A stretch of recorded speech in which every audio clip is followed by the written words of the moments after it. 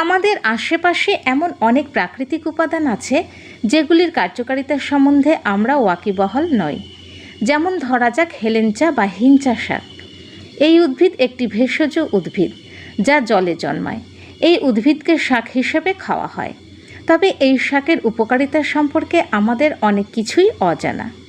এর পুষ্টিগুণ সম্পর্কে জানলে অবিশ্বাস্য লাগবে।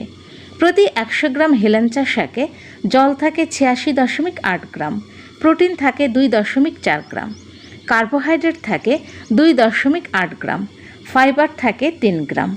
এছাড়া vitamin C, K, calcium, iron, magnesium, phosphorus, potassium, zinc সহ আরও নানা পুষ্টি উপাদান থাকে পর্যাপ্ত পরিমাণে।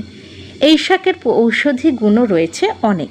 তাই আসুন জেনে নিই এই শাকের কী কী স্বাস্থ্য গুণাগুণ রয়েছে এবং এই শাকের কোনো